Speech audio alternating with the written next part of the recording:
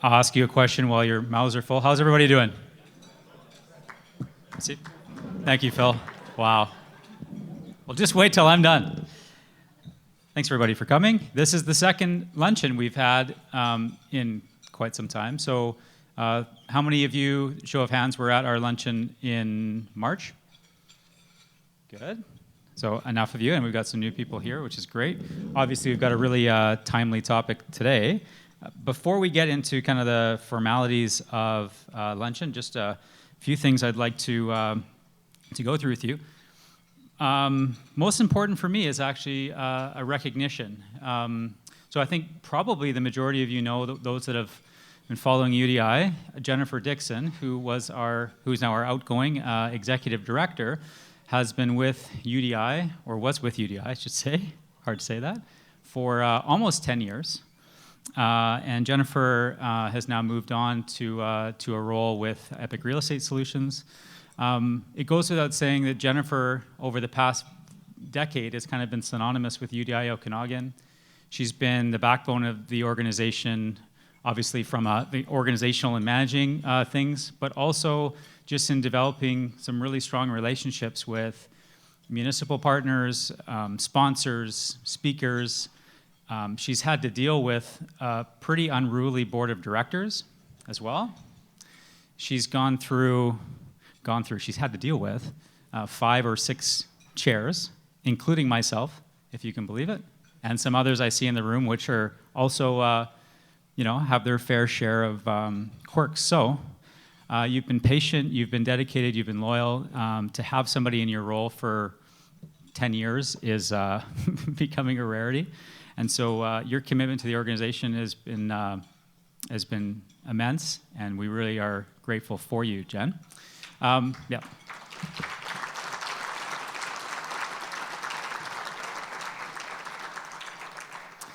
And so I'm just going to ask you to come up. I've got a token of gratitude from UDI. We would like to have you enjoy a stay at Sparkling Hill Resort, and that's represented by a white envelope. So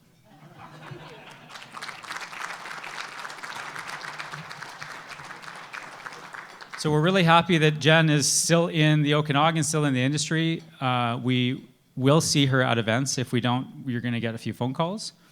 So we're, encouraged that she's still going to be a great part of our industry, which is a great thing, and we certainly wish you all the best, Jennifer. And just so that everyone's aware, we've tried to communicate this as best as possible, but we are working through the transition. We have Lisa Jeffrey here today, who is our interim administrative coordinator, and I'm sure a lot of you have heard from Lisa. We've also had support from Shelley Enders, as a lot of you know Shelley as well, who's going to be helping with events and that sort of thing. So thank you for your patience. I want to particularly thank the board members and committee members who are shouldering a little bit more of the work these days, which is the kind of the nature of this sort of transition. So, but thank you to the membership for your patience. And thank you, Lisa, and everyone else who is working on today's event, because it's all running as it should. So, and with that, I'll get into sort of our formalities. And of course, we want to recognize our sponsors today. So I will start there. Our title sponsor is Lorval Developments. Lorval is a real estate developer focused on exceptional quality and long-term value add, led by a team of seasoned and creative industry professionals utilizing new construction technology and finely tuned market insights. Lorval is uniquely positioned to deliver best-in-class product across residential, commercial, and industrial markets. We measure our success by the execution of effective and impactful projects that enhance the communities they serve. We have attending from Lorval, seated at our sponsor and speaker tables, Lisa Locke, Dan Martinov, Sydney Shepard, Gerke Rai, and Joanne Adamson. Thank you, Lorval. Our first supporting sponsor is Ledcor, and Ledcor is a diversified construction company, which I'm sure many of you heard of, made up of teams of people who are proven in their industries, all working to design, build, and maintain projects all over North America, and they believe that projects are more than concrete and steel. They're about people and the power of partnerships. Partnerships with employees, with their communities, with contractors and clients. Ledcor believes in building trust in the places that they do business, whether that's by engaging honestly, by giving back, by putting safety first, or by looking for smarter, more sustainable ways to get the job done right. And attending from Ledcor today is Elliot Wood and Philip Lenz. Thank you, Ledcor. And our second supporting sponsor, and also the panel that we have here today, is from Altus Group. Altus Group provides extensive cost and project management valuation and advisory services throughout British Columbia.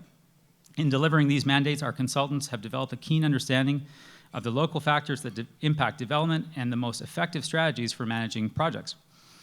Altus goes beyond the traditional consulting role and combines expertise in valuation, cost, and data analytics. Altus leverages data to accurately benchmark projects in order to advise the optimum development strategy for your objectives. Altus Group embraces a multidisciplinary project leadership role that includes expertise in valuation and market analysis, financing, costs, and project management, as well as contract advice. The team approach consistently results in an industry-unique added value solution. As your consulting partner, Altus works with developers, lenders, brokers, investors, municipalities to guide projects through acquisition, financing, rezoning, approvals, design, and construction. Attending from Altus Group today is Christopher Mullins, Ryan Perry, Ray Wong, Jonas Locke, Carrie Byers, and Jason Lowe. Thank you to Altus.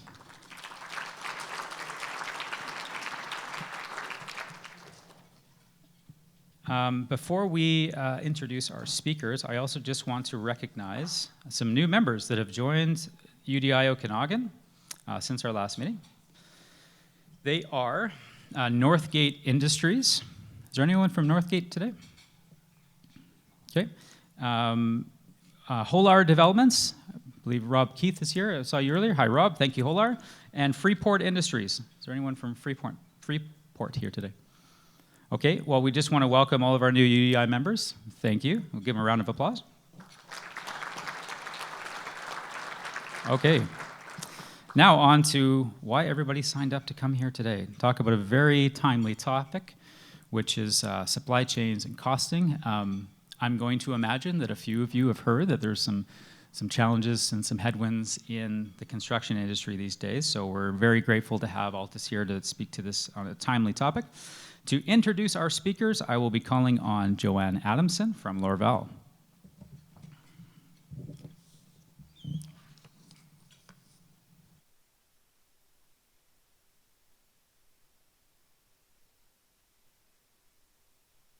I wasn't sure because we all know Luke's a prankster. Good afternoon. As mentioned, my name is Joanne Adamson, and I'm very proud to represent Lorval as we establish our new office in the Okanagan. On June the 9th, we will be hosting a smashing open house that will rival the UDI Christmas party. You are all invited. If you haven't already done so, please use the QR code on your table. It's got the little instructions there for RSVPing to our event, and ensure that you're registered so you can have some bevies and appies with us. Now for the main event. Today we're here for an interesting discussion about supply chain, which affects us all in all aspects of our life. The moderator for this event is Jonas Locke. He is the Vice President for Western Canada in the Valuation and Advisory team. His team covers markets across BC and the prairies with offices in Winnipeg, Edmonton, Calgary, Vancouver, and here in Kelowna. He will be quizzing the outstanding minds of these gentlemen coming on stage. First is Christopher Mullins, the Senior Director of the Cost and Project Management team. Based out of Vancouver, Chris's team covers markets across British Columbia and specializes in cost monitoring, cost planning, estimating, and project management. Raymond Wong is the Vice President of Data Operations at Altus. He's responsible for strategic development and the day-to-day operations of the data solution research team nationally, collecting residential and commercial real estate sales, listing, and inventory data. Ray provides market updates and presentations to clients at the real estate industry events across Canada. And last but not least, Ryan Perry is the Director of the Cost and Project Management team. He's based out of Vancouver. Also based out of Vancouver, Ryan works in markets across the province, but is very active in the Okanagan. Please welcome our guest.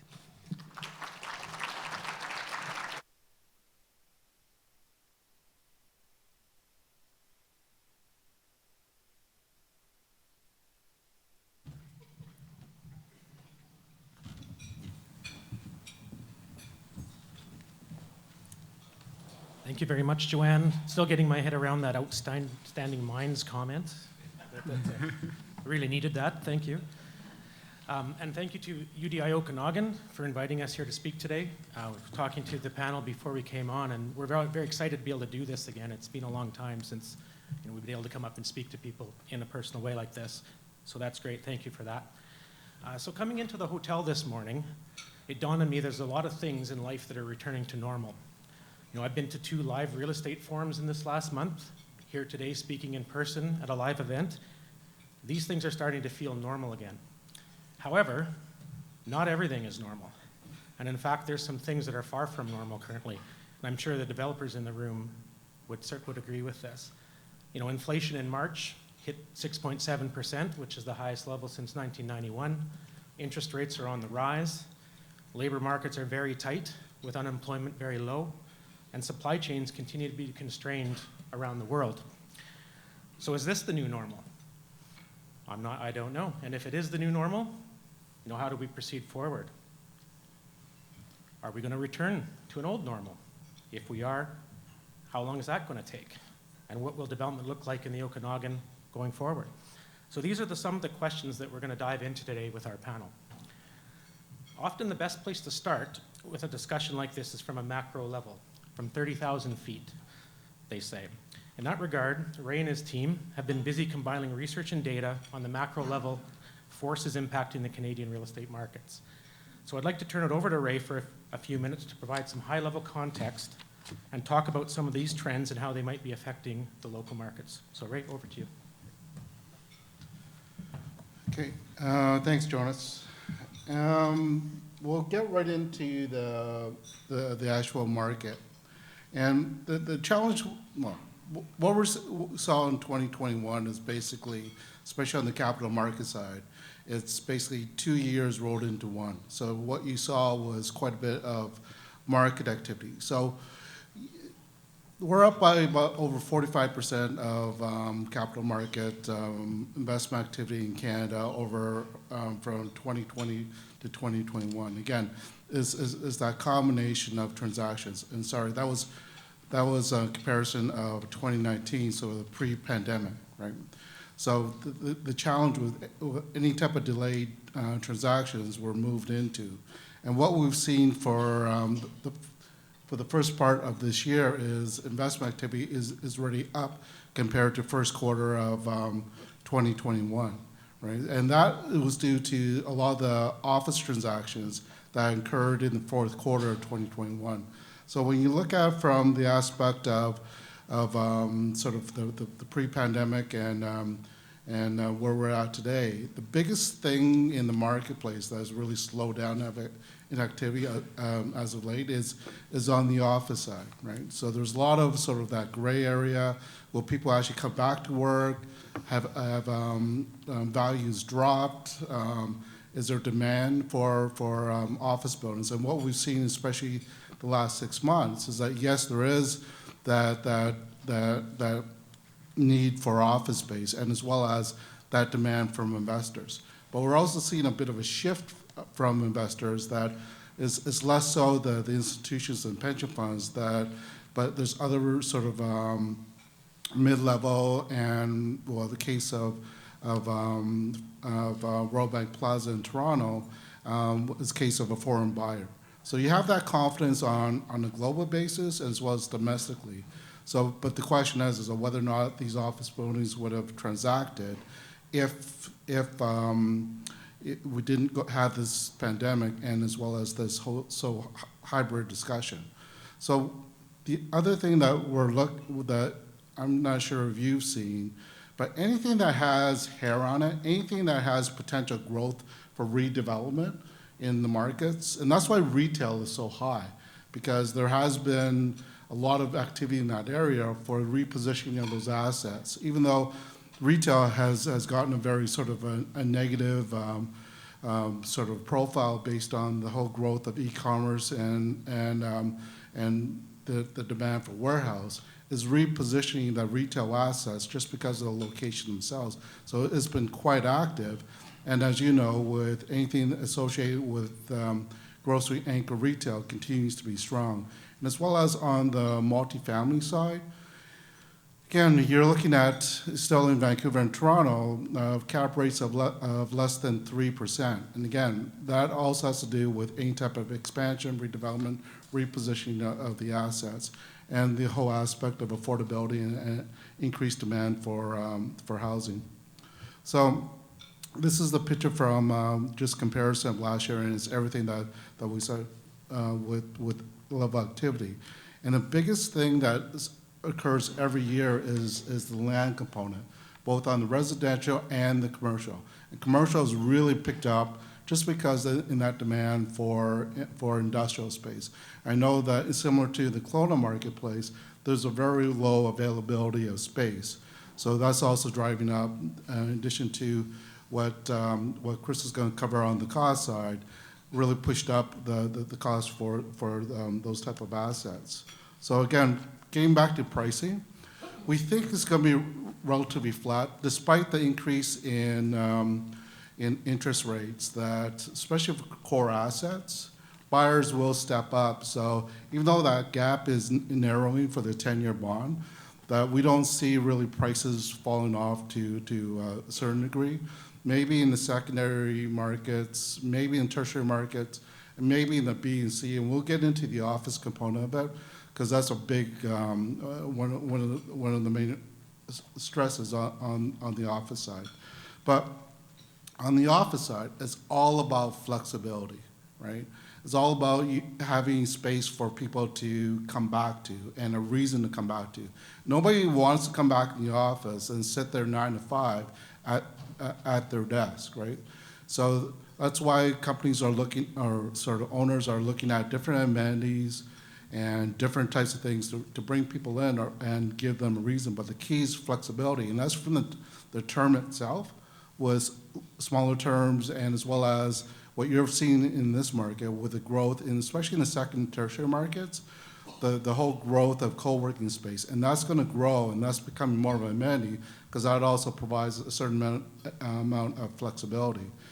And the key here in the last couple of years is the interprovincial migration of people. And for the first time ever, there was more people actually moving from Ontario to Quebec than vice versa, right? And that's because the housing affordability, and you look at average condo prices in Montreal compared to Toronto, is about half that. So it's about $500,000 compared to Toronto at about $1.1 million, right? So that's a big drive that we've been seeing. And this is going to be interesting to see, especially with the debate and discussion of work from home and whether or not that's going to continue. And as well as you look at BC, is really benefit for that increase in interprovincial. So in addition to the 420,000 new immigrants that you saw last year, there's this interprovincial movement of people. And again, it's affordability, it's bigger bang for your buck, and it's that balance in lifestyle that you're dealing with. And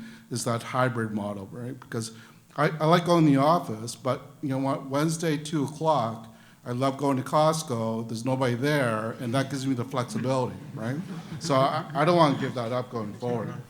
By the way, don't tell my boss, is this recorded? Okay. So it's all about housing affordability, and you see the big, you're still seeing the changes in prices in the bigger markets, but you're also seeing the change in the smaller markets and tertiary markets. Here's the issue that you're sort of having. You're seeing this as well, because I understand for Kelowna that the Kelowna CMA, your average home price is around $750,000, $850,000, but Kelowna proper, it's $1 million, right? So that's sort of affordable for somebody coming from Toronto or Vancouver with a large market, but they're driving up land prices and sort of housing prices. You're seeing this in Nova Scotia, whereby I think on the weekend, there was a report that they were actually looking at increased taxes for people that are non-residents purchasing a second home in the province. And again, it's protecting the existing residents as well. So we're going to see more of that. But as well as, I think that's where we're going to see the benefits with Kelowna. You've already seen it. So Kelowna's ahead of the curve. And you're seeing this in the growth of the office component of it with respect to Landmark 7 and with UBC starting their building the campus this year in Kelowna. So anything that deals with education and as well as having the quality office space, because what we said before, there's a lot of demand for the quality Class A space and great locations. But the challenge will be in the B and C buildings. And what we found is that typically you see a shift from B and C based on lower rents going into the A buildings. A buildings are in demand. The problem in the B and C is that those companies, instead of renting space, they're not taking any space, but they're taking up co-working space, right? So you're seeing that shift in the overall marketplace. Industrial availability rate is low right across Canada, especially with Alberta as well. And with all the aspects with respect to the supply chain constraints is just pushing up rental rates. And it's the same story for Kelowna with very low availability rates in this marketplace. So what's next? You know, I kind of feel sorry for Chris and his team when you look at all the resource prices and everything moving up. But every single day, there's a different factor that's in the market. So we're trying to deal with higher predicted inflation, definitely higher interest rates, and as well as you hear this that one of the #1 search terms on Google right now is recession. So even though we're not at that point now, we are at full employment. There is that concern based on the higher costs of goods, whether or not that's going to slow down the economy and whether or not interest rates may just actually flatten in concern of that growth. So we're watching that carefully, but overall market fundamentals, especially on the capital market side, industrial, even retail is making, it constantly re-evolves itself. But it'll be interesting to watch the office market. In the office market, we're still another about 12 to 18 months out to see the real impact and whether or not this is a temporary fix where people don't want to go back in, but you're missing that collaboration, interaction, whether or not that continues. But we forecast the marketplace, and it's very tough when we go through the discussion, especially with our clients, having that interaction where the market is heading. But from our perspective with Kelowna and this type of market, as well as with Halifax, you're doing very well because you're positioned very well comparatively based on housing prices as well as labor, and people are moving into these markets. And again, companies will follow labor and as well as the low availability rate, unemployment rate, that there will be that flexibility and hopefully a little bit more growth, especially with the number of talent here. I think there's also going to be a growth of more entrepreneurial companies rather than trying to commute back and forth or work for a company in Vancouver that you're going to see this growth here. Okay, so now I'll just switch it over to Chris. Or, sorry, Jonas? You can take your comfortable seat back there, all right? So I think what I was hoping I could offer a little bit of today is, as they go through some of this material, is to have a few questions that kind of drive back some of this stuff more specifically to Kelowna. Living here and working here myself, I'm always keen to know, what does it really mean for our market here? So I just have a couple quick follow-up questions for you, Ray, if that's okay. The first one is, your presentation pointed to some interprovincial migration stats that were certainly favoring BC. I think it was the largest benefactor of that. And you talked about some of the reasons for that, the work from home and things like that, house price imbalance across the country, these types of things. But now we're nearing the end of this pandemic and we're entering a different phase. How do you see this trend playing out for somewhere like Kelowna? Do you see it continuing to be a factor, or is that changing in any way? Well, definitely. With respect to overall pricing, the only concern I have is you still have a differential with Vancouver pricing, but it's getting up there. It's getting up there quick, right? And whether or not you're still going to have that shift. But at the same time, $1 million purchase here compared to Vancouver is much more space. So I think as long as you have demographic changes and housing affordability and sort of that life balance, and you're not sitting in a car for an hour and a half one way, I think this will continue, and I think there's going to be more benefits in the secondary, tertiary markets going forward. Okay, thanks. Another question I had was, we hear a lot about the residential markets in the Okanagan and the demands, the price points and things like that. We don't talk as much about the commercial and industrial markets, and I know you touched a little bit on it in your presentation, but I'd be curious to get your thoughts of where you might see some opportunities in the Okanagan, and perhaps some alternative sectors to residential. The population is growing, right? And you can't be supported from another city.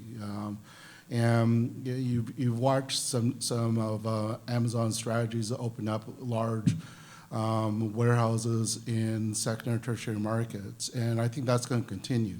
So I think you're going to have, the only challenge you're going to have is perhaps servicing some of these lands, but I think there's good opportunity. And the other aspect as well is that I think you're also going to see, anytime that you start to see institutional owners starting to sniff out the marketplace, that they're coming on board with that growth. And I apologize for using the Toronto example, but Hamilton is one of the markets that you would think that institutions wouldn't look at. But there's a number of institutions that are looking at that marketplace just because the yields are slightly higher, and as well as there's a little bit more room for growth compared to a Toronto or Vancouver marketplace. So I think as Kelowna grows, you're going to see more of interest from other buyers, not just local or private. Yeah, one thing I can add in here too is that I know latest census data is out, and Kelowna was the fastest growing market in the last 5 years, comparatively on a percentage basis. So, yeah. That's an interesting point you make. I started my career in the late 1990s in Alberta, and through the early part of my career, Alberta went through a major change. It went from being a secondary market to a primary market, and at that time it was driven by oil and gas and the economy and things like that. But what was happening was the interest in the market was shifting away from, it wasn't a locally dominated market as much as it was shifting to more of an institutional one at the time. And it really changed the dynamics of the market, and it brought it to a different, different sort of place. And I see some of that here. In the year I've worked in this market, I see a little bit of that here, interest coming from different players and from outside of the market. So that's an interesting. Yeah, and the thing is, you're not going to see that boom and bust that we saw with Alberta, right? And especially with the Calgary marketplace. I think it's a little bit more balanced, as well as the type of industries that you have here, and as well as that growth. So I think that's the big difference. I think there's going to be sort of sustained growth definitely going forward. Thanks. I want to stick with the demand side of the equation just a little bit longer. Eventually we're going to get to Chris and Ryan and the cost piece of this and the supply chains and all that. But just sticking a little bit longer with demand, I know Ryan's put together a few things that are more specific to Kelowna that I think you want to go through. So I'm just going to ask Ryan to come up for a couple of minutes. Yeah, thanks, Jonas. I will keep this relatively brief so we can jump into the meat and potatoes of the supply chain and that cost information. So, just talking briefly on Kelowna. So, as you're all probably aware, especially over the last 2020 to 2021, pricing's up. This is an average across all housing types. So, benchmark, it's up 20% from 2016, but a good portion of it is in the last, from 2020 to 2021. And that's continued through the first quarter of 2022 as well. Prices continue to increase for all housing types. Looking at the actual residential starts, we talk about going into COVID and how that had an impact, but in all reality, prior to COVID, the market was already slowing down. Things were decreasing as far as starts go. And, you know, that probably built up some pent-up demand as things sort of moved out and we saw the, you know, the end of the pandemic and things shifting. So, you know, that drove that big spike in 2021 for residential starts. You know, developer said, you know, okay, time to go. We want to get, you know, shovels in the ground and get our projects moving forward. So, you know, there's a big spike from 2020 up to 2021. So again, on the unit sales side of things, you know, looking at comparing that to the actual starts, you know, you're still, unit sales are still outpacing the starts across all residential asset types. So the demand is still outstripping the supply. You know, there's still a catch-up trying to happen to meet that demand. You know, and there's no sort of end in sight to meeting that demand. And it's the same across, you know, pretty much most markets throughout the Lower Mainland, throughout BC right now. So that's not going to be changing anytime soon, unfortunately.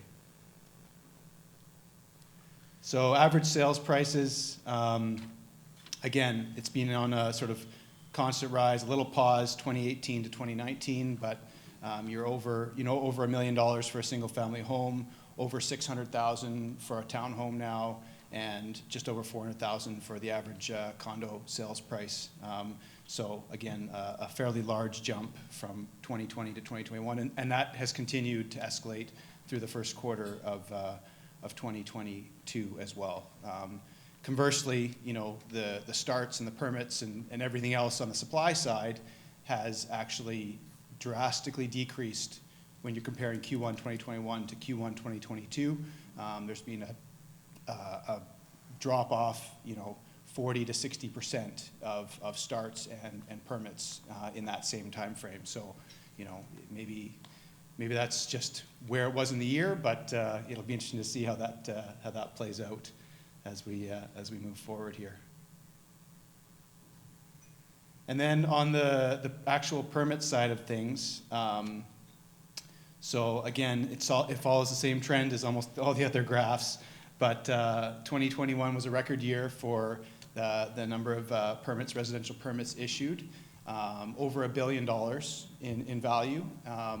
And comparatively, if you look at, say, a city like Surrey in the Lower Mainland, their value of permits was about $1.9 billion, but they are 4 times the size of Kelowna. So, you know, there's still, you know, projects that are coming and started in 2021, but, you know, completion of the projects are, you know, 2 to 3 years depending on the size. So, you know, providing that relief for the actual demand side is not necessarily imminent, especially when we saw with the slowdown that happened in 2020. So, you know, there's still that catch up that needs to happen going forward.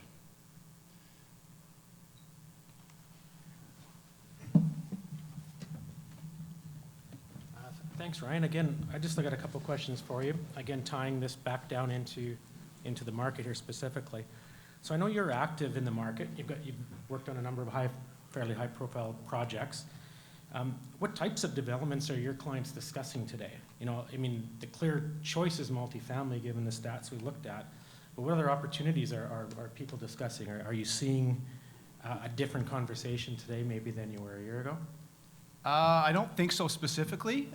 There's probably more interest in the rental market based on what's happening with interest rates, CMHC financing that is available out there, you know, being competitive. So it's probably 50-50 between condos and rental projects right now. And then there's townhomes in the mix as well, and a little bit of single family that's happening. Right, so it doesn't sound like a lot on the commercial side? I don't think there's not a ton on the commercial side necessarily, no. Okay, I think that's as far as we want to go with the demand side of the equation today. Now, I know many of you are likely here today to hear Chris and Ryan talk a little about supply chain, labor issues, things like that.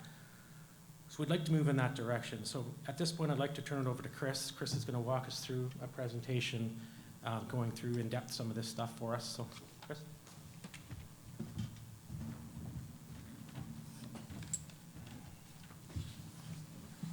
The good news is nobody knows the cost of anything, who's got it, or when it's going to arrive. That's the good news. We could probably finish the presentation there. And to prove that, this is data from the World Bank. We all trust banks, particularly the World Bank. How can you not trust the World Bank? They have all the data. As you can see, without looking at the numbers of the World Bank predicted that oil would be 2021 forecast that it would be up to $70 a barrel. It actually achieved 97. 2020, the actual was $41, so an increase of 134%. Pretty much bang on. Thanks, World Bank. Aluminium, similar story, but not quite as bad. Only 92% difference in price from their prediction, so pretty accurate. You know, they predicted around 50. It's gone up nearly twice as much. And then copper as well had gone up, you know, over 62% over the last 2 years. Not actually too far from their prediction. It wasn't actually too bad. But what you can see is on commodity prices, nobody really knows. It's been unpredictability and volatility, no matter where you look. No one knows the price of anything.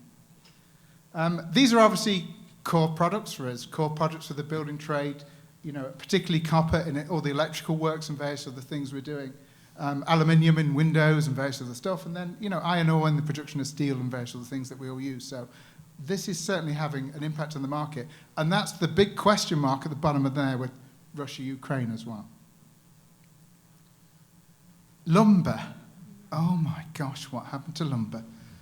Every time we went in to look at it, everyone was in Home Depot trying to buy any piece of lumber they could and just stick it in the back of the truck and pay 6,000% more than it's worth. You can judge for yourself if you look at the last 25 years in lumber and you see the spikes over the last few years.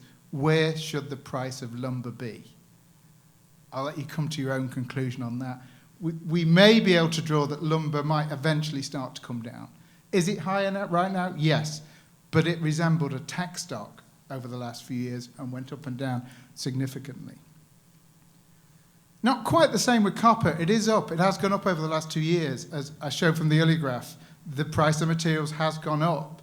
However, it had peaked a number of years ago. It had peaked in sort of 2010. It had been up there before, so it's not quite the same story. It's probably still going to remain a little bit higher, but it's not the same as lumber. Steel and rebar's gone up, so affecting any of our sort of concrete trades. You know, as part of that, formwork has also gone up. So over the last couple of years, that's trended. But it's been a fairly gradual increase over a number of years. Aluminium, when you look at it, you say over the last 2 years, it's gone up significantly. That is correct. The chart on the left, look over 2 years, nearly doubled. But again, you go back in the history of it, you go back in terms of 15 years, and that sort of pricing's occurred before. So it's probably not that unusual. When you look at the impact on the trades, this is some of the projects across BC and different asset classes, but you can see how that's affecting some of our key trades, you know, concrete being the formwork and various other stuff as that, as well as the rebar in concrete in terms of those steel prices. Mechanical ductwork, those metal prices, anything metal windows has been affected quite significantly. So this chart shows where some of the escalation rates are across some of the trades. The little grey area in terms of this year is where it's going, where it is now. It's not one of the key trades there. It's where the escalation is going. So that's fairly significant. Even in active markets, you might expect escalation around about 3 or 4%. It's nearly doubling that and comes a lot of trade. So that's hard to plan against. Who's got all the materials? Where are they? It's a good question. Shipping delays. This is just a general kind of delay in terms of the shipping days, which has gone from sort of, 40 days for 100, which is essentially doubled. We had factory backlog processing times, partly due to COVID, partly due to the demand and catching up with orders, and also manufacturing labour, either be down to COVID or just the difficulties in re-establishing labour. We saw a lot of the kind of lumber factories sort of take a pause and not know how much they need to produce, and difficulties in terms of keeping up to speed. And also just transportation, the cost of transportation and arriving at the backlog. You see the Port of Vancouver's kind of backed up. There's not a lot of space to lease in terms of storing materials or ordering in advance, and it's in quite high demand. So who's got all the materials? It's not just us. It is every industry. It's all the appliances and various other stuff that are hard to get. We've seen with cars and various other stuff that you just go and try and buy a car. So when you look at that in terms of what's happening locally, I think in the interior, not as affected. Metro Vancouver, the most affected by pricing. This is a result from the Home Builders Association, and they were saying that 65% of respondents advised that prices had increased. That was the biggest factor in Metro Vancouver, and 57% in the interior, so quite similar. But project delays, as you can see in the interior, is higher, in terms of 90%. So worse in terms of the impact in terms of the construction company reporting supply chain issues. So what does that mean? I mean, you look at an average project, or you look at a wood frame building, a 100-unit, pre-construction, often not talked about. You're just assuming I'm in construction stage, I've got a delay, how much is it going to cost? Well, the escalation per quarter, if it runs pretty high, can add $3 to $4 a square foot on your building per quarter. If they're running at those kind of escalations, the sort of type of figures we're talking about. And during construction, that can be $2 to $3 in general conditions. Whether that's all applied to the scheme, it has to be worked out, but $2 to $3 a quarter on the gross construction area. And the same on interest with the interest rates where they're running now. So if prime goes up 100 basis points, that's going to add an extra, $1 per square foot in terms of the cost. So time's a big threat to prices escalating and difficult to predict. 54% of contractors saying they're having trouble finding enough workers. I think that's gone up. You tried to get some of the key trades, to commit and various other stuff, not only to pricing, but also that they've got the right sort of labor gangs available. And you can see things like, electrical, framing works, and various other stuff. It's hard to get the right workers including general labor. Add to that some of the increase in prices. Over the last couple of years, we've had to pay the workers more, which makes sense. So some construction companies are experiencing sort of 15 to 20% increases in their kind of labor prices. I think some had difficulty in meeting it in the early part of the labor demand, but over the course of the last couple of years, we have to be sensitive to those increases. And then if you're doing projects that require labor from coming out of town, out of province, then you've got living out allowances and various other stuff. So these rates can start to add up, particularly if you look on the delay side, but also on the cost of delivering a project.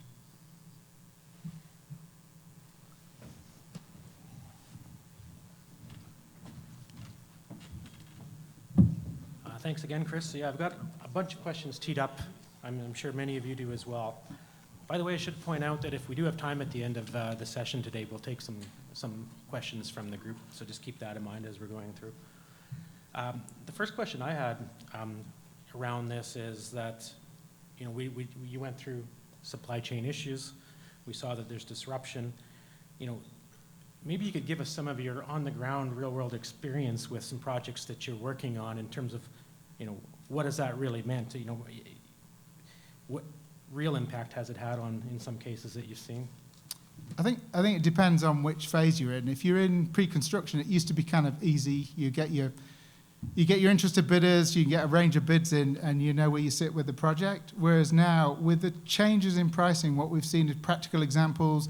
You're building an industrial tilt-up, you've got certain steel. Over that bidding time, that steel's increased, and the trades often had to come back and say, look, my prices are increased. I need to talk to you about it. It's gone up, I'm paying more for the raw materials, so that's impacting on that. During construction stage, it depends which phase you're in. If you find yourself in the finishing stage of the development, sometimes getting the appliances or getting the things just in time is more difficult than it was to finish off, residential units and so forth. So I think we've seen a bit of a shift from sort of just in time to more about thinking just in case. You know, if this does get delayed, how am I going to complete? You know, how long is it going to take? As well as thinking at the bid time about extended lead times and so on. Yeah. So I was just going to say, we've seen, you know, an example on one project we're working on where a contract got signed with a subtrade. It was a few months went by, and then they basically just came back and said, we're walking away from our contract. The price of materials gone up too much. Sue us, basically. Good luck. So they just walked away. So it's, you know, that type of thing is happening. So have you guys seen any creative solutions to this? Have you seen developers doing anything kind of unique and different to kind of get ahead of that? I think there's been a lot more pre-ordering and thinking about materials in advance and maybe storage off-site. It's not a panacea, simple solution to everything, but I think that engaging with the trade early, understanding where it is, and I think, you know, has to be a general move from understanding that, where I went to the earlier graph, predictability. We know the price of everything for the last 20 years, and you see those big spikes. Maybe it's not so easy right now. So that fixed price mentality, I know I've got a fixed price, is becoming harder and harder. So a move away, I think, from thinking about everything's got to be fixed price to saying, am I going to get it? Is it on good value? And doing a bit more of a sensitivity analysis about, well, what if I can't get this? And, you know, even in the designer products, having that alternate at the early stage in terms of that I can switch something out. But it's quite difficult depending where you are in the process. If you've already got a pre-order in, it could be stuck anywhere in a shipping port somewhere in the world. Yeah, and it seems to be randomly changing daily what materials are and aren't available. You know, you'll hear glazing one day, oh, we can't get glazing, or bathtubs, or appliances, or, you know, it seems to, and it shifts. It's very volatile, and it's very unpredictable right now. So the big question then, do you see this changing? You know, I'm sure many in the room have projects in the ground or nearing that stage. Any light at the end of the tunnel? Do you see any changes? I think in the near term, it's still going to be a challenge, you know, in terms of creating some of the backlogs that we've got with supply chain and, you know, ramped up manufacturing processes over the last 6 to 12 months. I don't think it's a short-term change solution. The supply chain's suddenly going to fix itself. In terms of pricing, we'll just email the World Bank and they'll be able to tell me exactly what's going on for predictability. But no, in the short term, I think it's still going to be a challenge. You can see, you know, aspects like, you know, lumber starting to settle down a little bit, but yeah, it's across the board, and I think it's not going to go away in the short term. In the medium term, as we get used to planning with this process, you can see that some of the products maybe hopefully get easier to source and easier to project. Yeah, I was going to say, you know, we think it's probably, you know, a year and a half to 2 years before things really start to maybe settle down a bit as far as the price volatility, escalation, labor availability, you know, just having some certainty with where things are going. I think if you see that demand curve with the permits as well, it slowed down a little bit. As they start getting approved and approval processes, you know, hopefully change for more positivity because approval timelines are lengthy. You could see that demand was going to put pressure on. We've also got you look at Build Force report, and we've got sort of 40,000 workers close to retiring. You know, experienced workers that have been in the trades for many years, and that kind of replacement of the new talent and the new skilled labor, there's a shortage. There's a shortage in that area. So that's not going to make it easier to be able to deliver over the next 5 or 10 years unless we address that labor skill set shortfall. That's a good segue into my next question. I was going to ask around labor. We talked a little bit about that in your slides there. Is there anything unique to this market that is either, you know, positive or worrisome? Is there, or is what we're seeing here kind of typical across Canada in terms of labor shortages? Fairly recently was that, I think it was yesterday, the CHB report was saying that, you know, the average project across Canada, in terms of their members, experienced a 10-week delay. You know, whether this be a 2,500 square foot home that the average project was looking at a 10-week delay, so not too far off the 12 weeks, the 3 months that I've just put up on screen. So I think in general it's a challenge across Canada. Way worse in the escalation in Ontario is running into double figures, you know, almost impossible. It's absolutely skyrocketing. So in BC it's a little bit more settled in general, but I think most projects have some level of impact, particularly in the construction stage, of either, you know, challenges to deal with trades coming back potentially looking for claims, which may be valid, may not, and also, you know, just meeting schedules. I think those that had sort of had a reasonably healthy contingency within the critical path in the schedule can probably absorb it, but there are projects where you can't quite get enough labour or enough trades to complete, or projects are having to accelerate a little bit to try and meet the impacts of supply chains. So big question again. Do you see this easing in the short term? Do you see it? You know, is it a 1 or 2 year thing, or where are we at? Do you think with that? These predictions.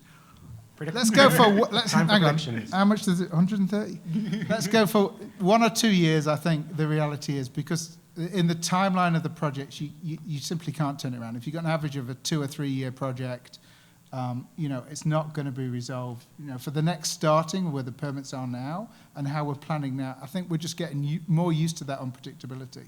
So I would say we're into the next cycle of new builds before it gets resolved. So 1 to 2 years, we would expect it to settle down. So just some general comments then from you guys as well. Just so we see the supply chain side, the disruptions. We see the labor shortages. So what is that? What has that done to the process? Like, so what has that done to the bid process? What has that done to, you know, maybe I'm sure you've got some stories of some things you're seeing, some creativity maybe around that. Yeah, as I was saying, like we had a particular project that we're working on, and it's a dealership, a car dealership, and they'd ordered their steel. The trade had come back saying that we need an extra $50,000 to buy the steel, and several weeks after that, so I apologize, it's gone up another $30,000. And the clients purchased it, and I think it made sense because overall it represented reasonable value, and obviously it's critical for them finishing the dealership and achieving that schedule. So real life bid challenges during the process and what decision to make. The timing of purchasing the material, as you've seen from that graph, is kind of difficult. So I think, again, from a bid point of view, we need to think about what is value, what the project will take, what makes sense, and maybe also working with our lenders to be more flexible in terms of the agreement. There's some predictability where there is a situation where the project is potentially going to require more money, and it may make sense, it may not affect the outturn too much. We know whether it's a rental price, whether it's a sales price, that the project can probably absorb it. But we need that flexibility from the lending community as well to look at our projects and say, well, it's a reasonable change. $30,000 to $50,000 on a dealership is not going to kill the project, but it's something that needs to be considered. If you had that across each of your trades, you're going to struggle. I think one thing as well is the timing of buying materials has shifted a lot. We're seeing a lot more requests for, before the job's even started, we need to buy all of our reinforcing steel. We need to purchase raw aluminum for the windows. We need to put a deposit down so we can buy all the material for the cabinets. And a lot of this stuff is some of it's still coming from overseas. It's still happening. So having that communication, a lot of lenders don't like it when there's, it's not something physical sitting somewhere that they can see and that's been paid for. So I think that communication with the lenders is critical as well up front to make sure that you obviously don't have cash flow issues on your project. Thanks. So we've seen quite clearly here that there's a lot of positive things happening on the demand side. There's risks there, obviously, but there is demand, and there's a lot of demand in this market. We've heard a lot about the cost side, the supply side, and the challenges there. So I have one final question that I'd like each of you to answer, and that is simply this. Going through what we've gone through today, what advice would you give the people in this room? Would you be a developer in this market? Would you build in this market? Would you take a different approach? Tough question, but leave it for each of you. I would say it depends on when you purchased your land.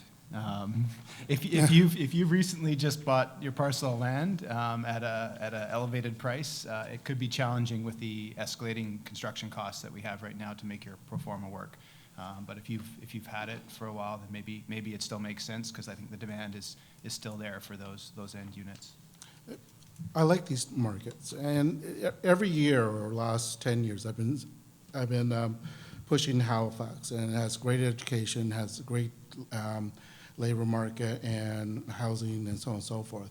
That these type of markets have that proper balance that I think people, the demographics and companies are looking for, as well as on the growth and flexibility, and now you're seeing more so. So I think the pandemic has really accelerated your growth. I think you would have reached this eventually, but this has sort of pushed it forward.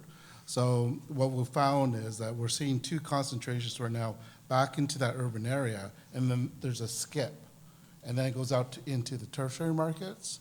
So I'm a big fan of continued growth and positive development in this type of size of market based on location and pricing.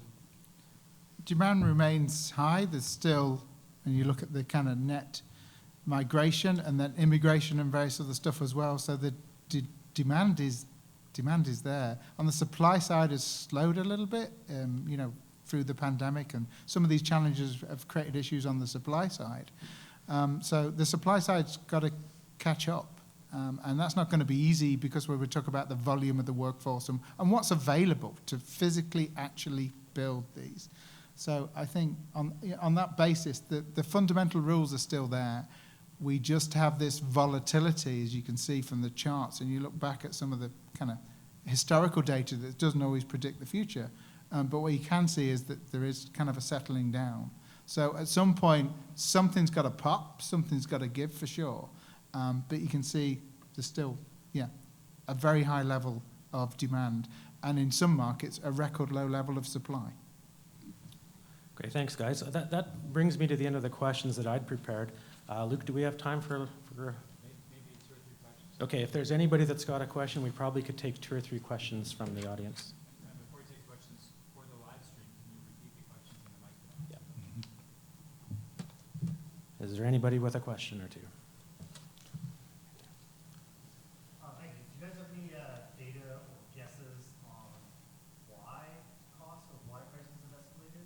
For example, is it monetization of debt, or is it just the supply chain issues, the Asian markets, or fundamentals? Comment? So the question was if we've got any data or any reasons why the escalations, whether there's a specific reason why. If there was one specific reason, I'd come up with it, and it would be a silver bullet. But I think, a combination of what we've seen for the pandemic was a life-changing event, and all the things that have caused difficulties in those supply chains and being able to operate. You go into your usual kind of factory production, everything's predictable. It's all predictable. I know how much, various of when it's going to come, who's got it, my supply chain. Then it becomes unpredictable and a lot more difficult to deal with.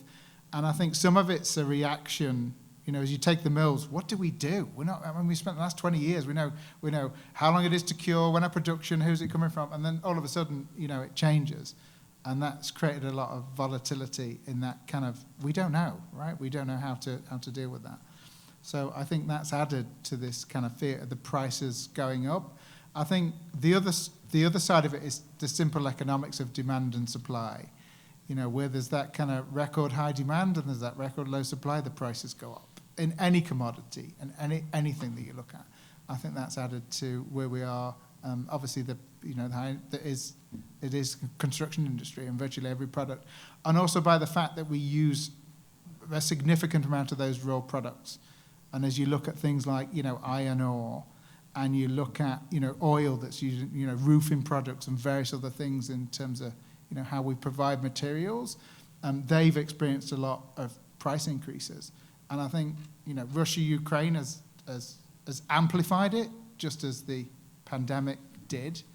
But there's an environmental shift that's been coming, in terms of over the an environmental move to the point where we can't just consume those energies. And as you look at, oil out of Russia and other areas, whether, it's impacting in Canada or more globally, the global markets, I think, are beginning to react to that kind of environmental changes as well, and don't know where that will land. So the medium and longer term is a shift in that kind of energy issue as well, I think. I think generally too, just labor availability for the trades. Unemployment's really low, so trades don't have an incentive to try and keep people busy or bid their best price, or there's lots of work out there.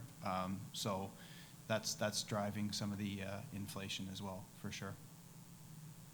Probably have time for another one. Do you suppose it's time to stop outsourcing consumer product to other countries, bring it back to Canada, find ways to manufacture products here so we don't have to have all the transportation, all the added costs? Yeah. So the question, we should just repeat the question. So the question was, is it time to stop outsourcing some of this stuff to other countries, bring the production into Canada, save on transportation costs and things like that? So, question. Yes. Yeah, I think, well, there's an argument for shift in deglobalization in markets. We were hung up in globalization, and I think, again, the difficulties in Russia, Ukraine has amplified that. I think as markets have looked to shift, and then the supply chains also amplified that. Why are we shipping products from thousands of miles across the world only to send them up to Alberta, to send them over to Vancouver, and then down to Kelowna? Why are we doing that? When you look at the shipping, you look at your own postal thing as it arrives, and why has my letter been 17,000 miles when I've literally delivered it to my next door neighbor? So with the price of oil and various other things affecting that, I think it comes into light a lot more. It really brings it into focus and saying, why would we be doing this to obtain these products? Why not locally? Right. Great. We just would like to say, as Altus, thanks a lot for inviting us here today. We really enjoyed it. Thanks to all the sponsors that sponsored today. That's great, by the way. And just seeing what time it is now, do have to get to Costco by 2, so I think it's time to wrap up.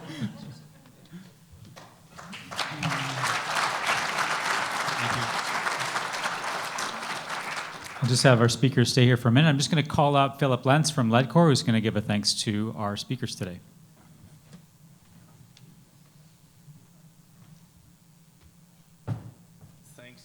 Thanks, Luke, and appreciate you gentlemen and the valuable information you've been able to share with us today. I know as a general contractor, it's tough to explain to our developer clients sometimes when we do experience these cost escalations, but it is helpful sharing the information and knowing that. And thank you to UDI, Luke especially as well, for allowing us to participate today, and we just have a little gift for everybody that presented today. So.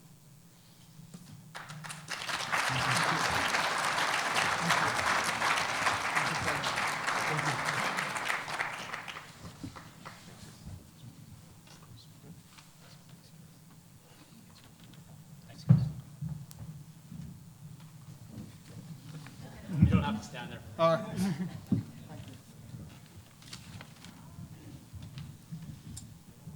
So lots of info to take in, and obviously it's been a very interesting time in the industry. It reminds me of something that I learned quite a while ago, which is if you're not an optimist, the development industry probably isn't for you.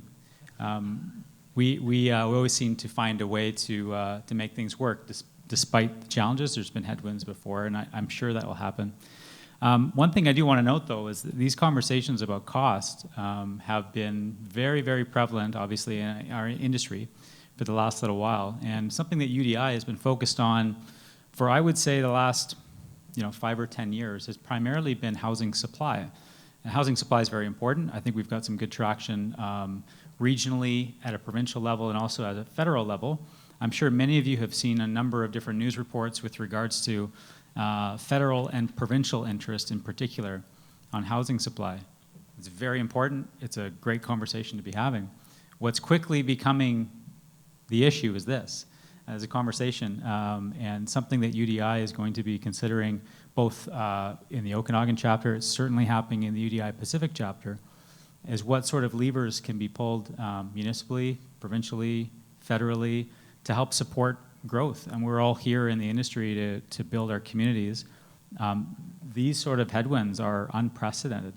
And so it requires some support and some coordinated efforts, not just the people in this room, but different governments throughout our nation. So very important and very timely, so thank you very much to our sponsors.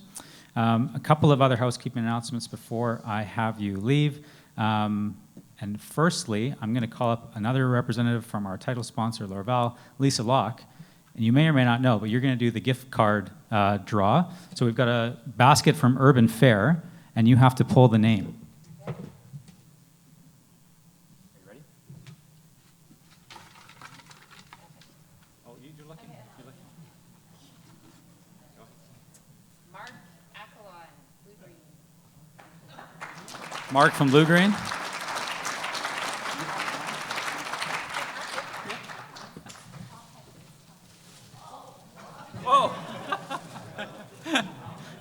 Congrats, Mark. Thank you, Lisa. Thank you, Lorval. Thank you to all of our sponsors, Ledcor, Altus, and Lorval. Certainly thank you to Lisa and to Shelley and to the team at the Capri and SW Audiovisual for putting together our event today. I'm sure it went very well, so we'll give them a quick hand.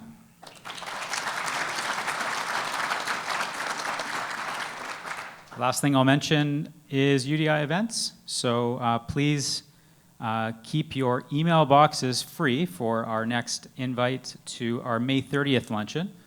Our luncheon guest is going to be John Stivell from Reliance Properties. John is based in Vancouver. He's the current chair of UDI Pacific, and he'll be sharing some input, thoughts, and guidance from the work that the UDI Pacific board is doing.